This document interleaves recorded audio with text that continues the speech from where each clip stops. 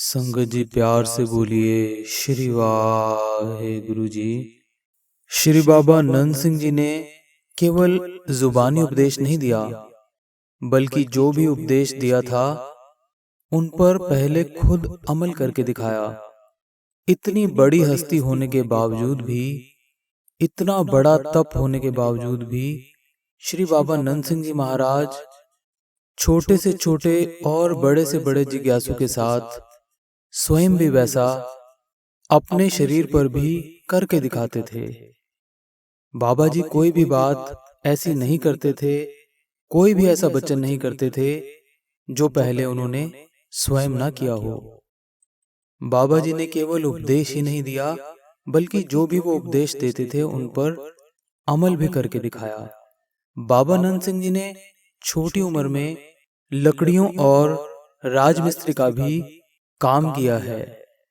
बाबा जी जिसके घर पर भी काम करते थे, एक बात पक्की कर लेते थे कि मैं 1 घंटे लेट आऊंगा या 1 घंटा जल्दी जाऊंगा।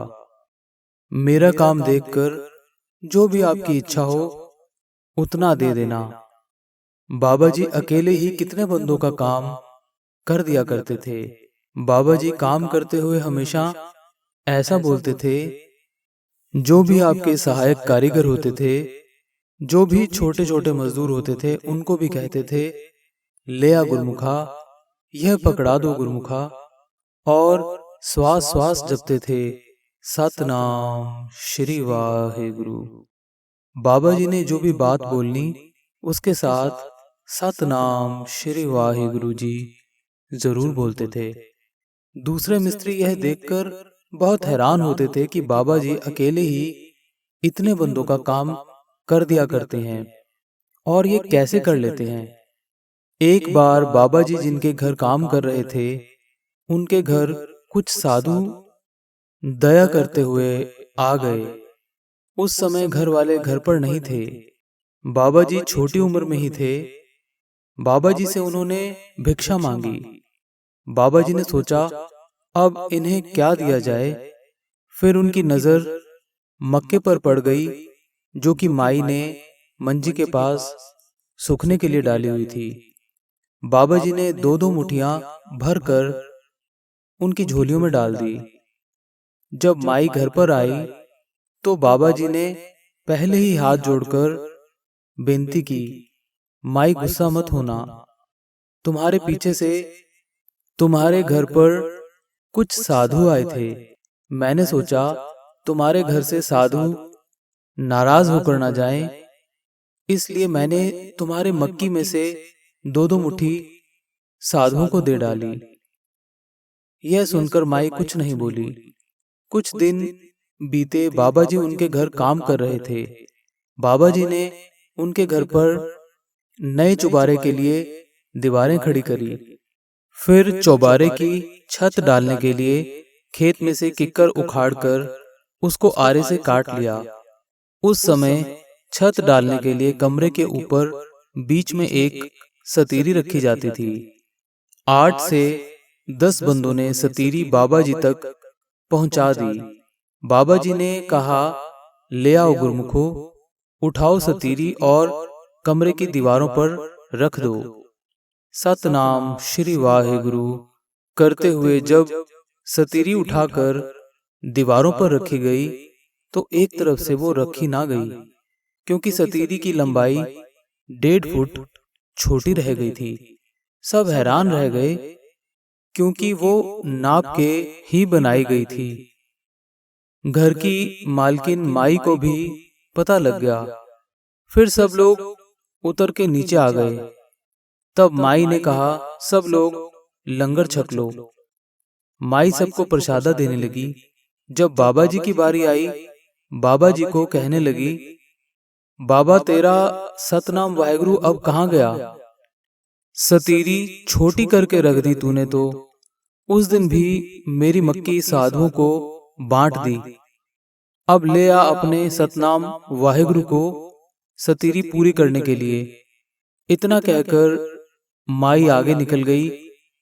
बाबा जी ने प्रसादा नहीं छका और गुरु नानक पातशाह से अरदास की हे गुरु नानक, मेरे को तो जो चाहे कोई कुछ भी कर ले, मुझे तो चाहे कुल्हाड़ी मार दे, मुझे कोई फर्क नहीं पड़ता।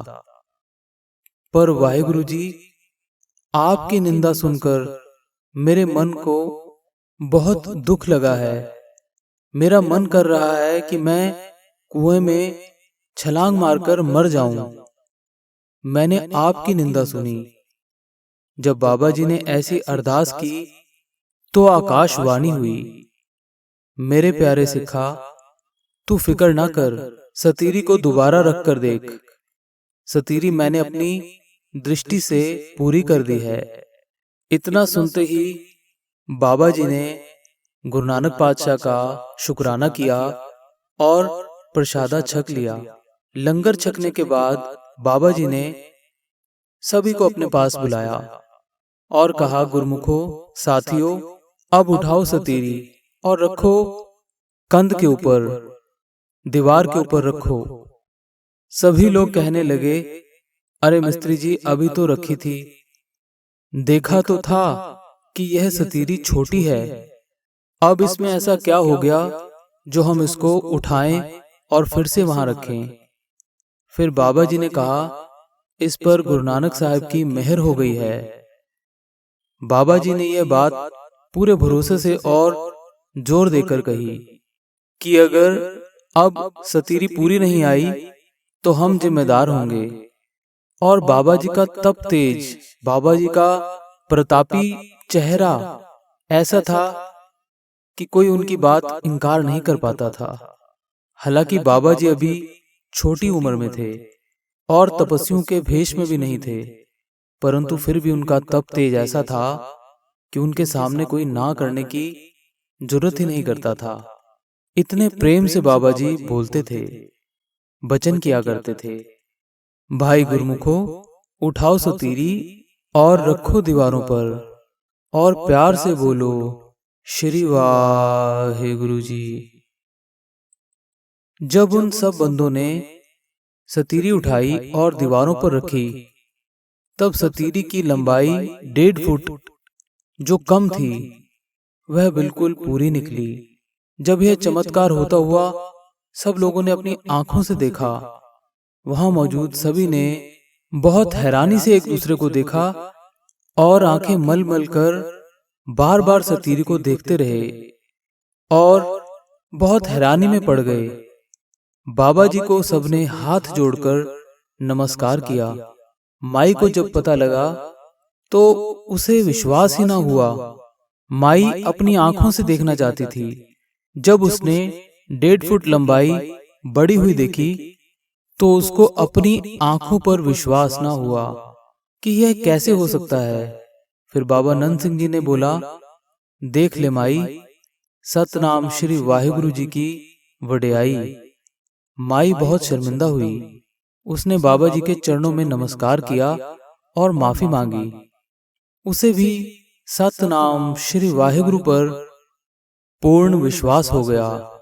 गुरु नानक साहब पर पूरा विश्वास हो गया कि गुरु नानक पल में ही पुकार सुन लेते हैं। और श्री बाबा नंद सिंह जी महाराज के तो गुरु नानक साहब सदा अंग संग हैं। तो संगत जी, इस तरह बाबा नंद सिंह जी महाराज ने हम कलयुगी जीवों को समझाया कि किस तरह किरत करनी चाहिए, धर्म की किरत करनी चाहिए, ईमानदारी से काम करना चाहिए, पूर्ण विश्वास से काम करना चाहिए और काम करते हुए भी वाहिगुरु वाहिगुरु का जाप करते रहना चाहिए। कुछ भी काम करते रहो, साथ साथ सतनाम श्री वाहिगुरु जपते रहो। और कुछ काम करते हुए कोई काम बिगड़ भी जाए तो घबराना नहीं चाहिए, बल्कि उस वाहिगुरु अकाल पुरख अंतर्यामी श्री गुरु नानक देव जी महाराज के आगे अरदास करनी चाहिए। वाहिगुरु जरूर कृपा करते हैं। जो महापुरुष दरगाह से आते हैं वो हम जैसे कलयुगी जीवों को अपना उदाहरण देकर ही समझाते हैं और सीधे रास्ते पर चलने की राह दिखाते हैं और उस मार्ग पर कैसे चलना है यह भी सिखाते हैं।